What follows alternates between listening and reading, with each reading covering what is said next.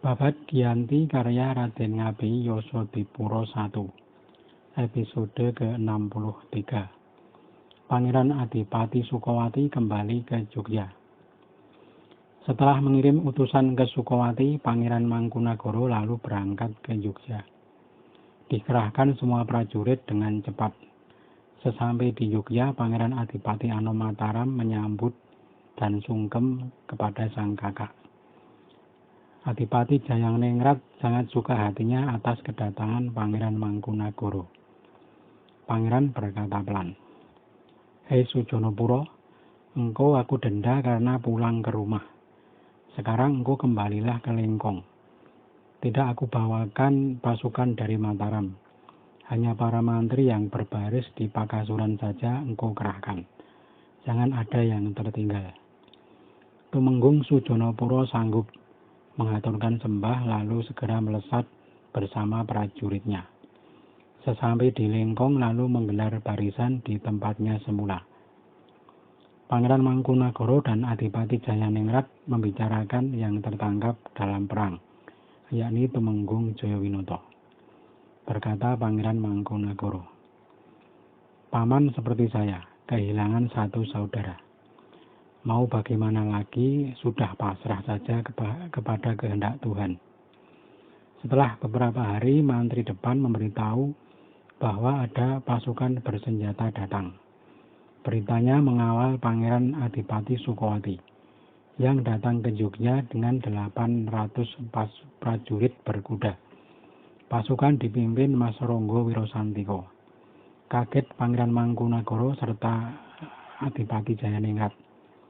Pangeran Mangkunagara beserta pasukan segera berangkat menjemput. Sudah bertemu di jalan. Pangeran turun dari kuda dan mencium kaki sang ayah. Lalu bersama-sama naik kuda masuk kota. Di sepanjang jalan, Pangeran ditanya apa yang terjadi. Tak lama sudah sampai di Jogja. Orang Mataram menyambut dengan berbaris di sepanjang jalan. Kedatangan Pangeran Adipati Sukawati disambut dengan tembakan meriam dan kalantaka. Sudah turun dari kuda Kanjeng Pangeran Adipati Sukawati, lalu masuk ke dalam markas. Pangeran Adipati Sukawati duduk di pendapa di hadap Tumenggung Jayaningrat dan sang putra Pangeran Adipati Anom Mataram. Pangeran Adipati Sukawati berkata pelan, "Ki Besan, sudah pasrahlah. Ajal manusia adalah kehendak Tuhan yang Maha Benar. Tidak bisa direncanakan oleh manusia. Perihal anakmu yang tertangkap kumpeni, jangan lagi membuat engkau sedih berkepanjangan." Adipati Jayaningrat menyembah sambil menangis. Pangeran Adipati Sukawati kembali berkata, "Anakmu si Walidin sepertinya tidak mati, malah akan diperlakukan baik. Itu adat yang biasa dilakukan kumpeni, karena akan dipakai sebagai peringatan." Orang Yogya segera mempersiapkan pondokan. Adipati Jayaningrat ingin Pangeran Adipati Sukawati tinggal lebih lama di Jogja. Maka sangat dimuliakan dengan menata pasukan pindah markas di Benggala.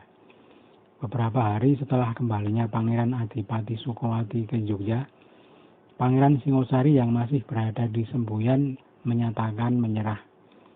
Sudah mengirim surat pernyataan tunduk dan berniat menghadap untuk berbakti kepada sang kakak. Surat diberi balasan dengan perintah 2.400 tanah Semboyan diberikan kepada Pangeran Singosari. Tetapi Pangeran Singosari harus bermukim di Mataram.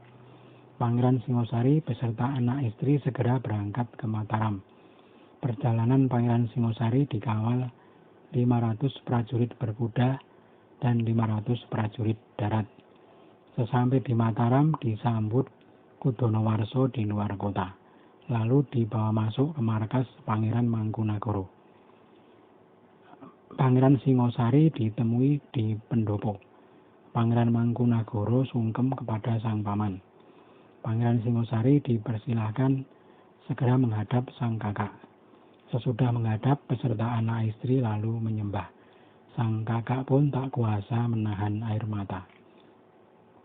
Beberapa saat kemudian, Pangeran Adipati Sukowati berkata, "Sudahlah, Dinda, jangan diperpanjang kesediamu, karena sudah menjadi kehendak Tuhan. Ada berapa prajuritmu?"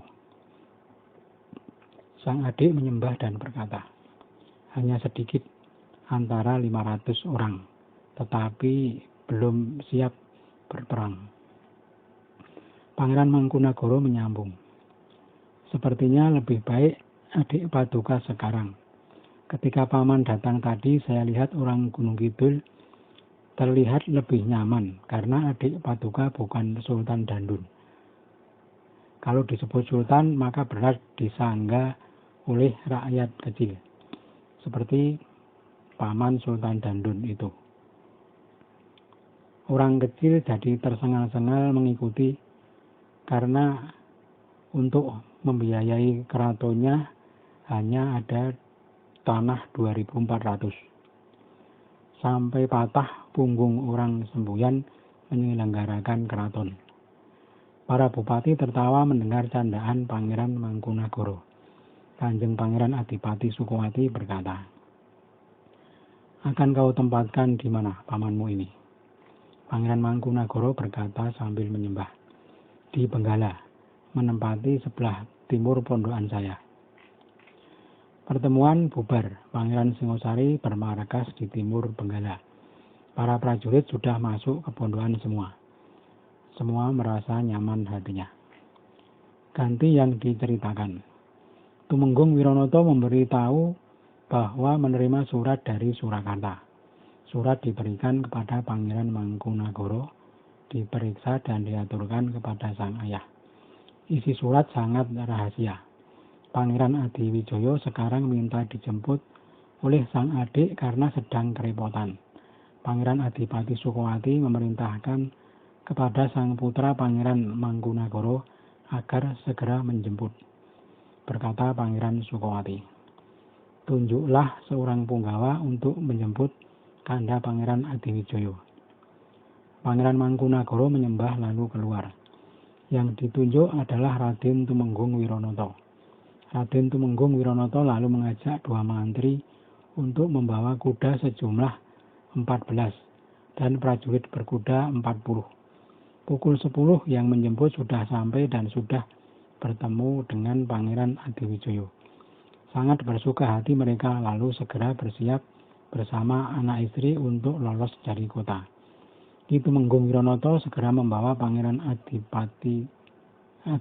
Adiwijaya berangkat. Sudah tenang hati pangeran.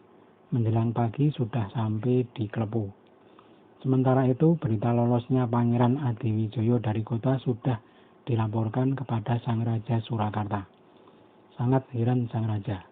Adipati Pringgoloyo sudah meminta kepada Okprub untuk melacak kepergiannya kemana. Apakah bergabung ke Mataram?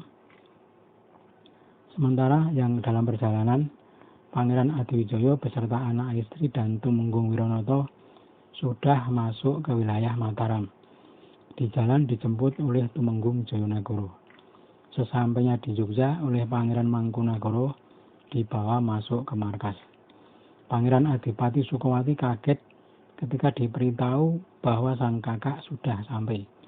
Tergopoh mengambut sang pangeran di pintu gerbang. Ketika hendak menyembah, sang kakak memegang tangan dan mengajak bersalaman saja. Lalu keduanya bergandeng tangan masuk ke dalam markas. Sesampai di pendopo, keduanya duduk. Banyak yang dirasakan di hati antara dua pembesar itu. Pangeran Mangkunagara maju bersama sang adik Pangeran Mangkudiningrat. Kepada sang paman, keduanya menyembah. Lalu disusul oleh Pangeran Adipati Anom Mataram. Beberapa lama mereka duduk dan berbincang.